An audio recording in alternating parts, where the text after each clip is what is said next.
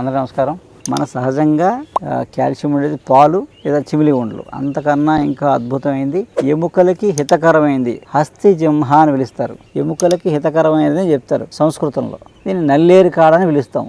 అధికంగా కాల్షియం శాతం ఉంటుంది అనమాట. ఎముకలు చాలా స్ట్రాంగ్గా అవుతాయి, ఎముకలు చాలా గట్టి పడతాయి అనమాట అండి. ఆ లేత కాళ్ళు 3 కనుపులు అంటాం. ఆ లేత కనుపులు తీసుకుని ఆకులతో సహా మనం పచ్చడి చేసుకోవచ్చు. 2 చాలా రుచిగా ఉంటుంది. పిల్లలైతే మరి ఎగబడి తింటారు అనమాట. ఈ పచ్చడి తినడం వల్ల ఎముకలు గట్టి పడతాయి, 2 మంచి జీర్ణశక్తి పెరుగుతుంది. పిల్లలకి ఇస్తే బాగా ఎదుగుతారు. అలాంటే నల్లేరు చాలా విశేషమైంది.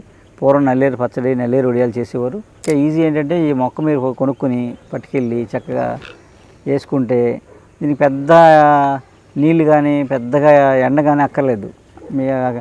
మీకున్న గ్రిల్కి, కిటికీకున్న గ్రిల్కో అయితే సేఫ్టీగా పెట్టుకుంటారు. గ్రిల్కో కుండీలో పెట్టి, ఇంత కుండీలో పెట్టేశారంటే ఇది అలా పెద్ద అయిపోద్ది, మనీ ప్లాంట్ లాగా. ఏముంది, ఎప్పటికప్పుడు 3 ఆకులు తిని మీరు ఏదో పచ్చడి చేస్తున్నారు, గోంగూర పచ్చడి ఏదో, దాంతోపాటు కట్ చేసి అందులో వేసి అయిపోయి పచ్చడి వేసారు అనుకోండి, వెళ్ళిపోద్ది. లేదా ఎక్కువ ఉన్నాయనుకోండి మీరే పచ్చడి చేసుకోవచ్చు, రోటి పచ్చడి చేసుకోవచ్చు.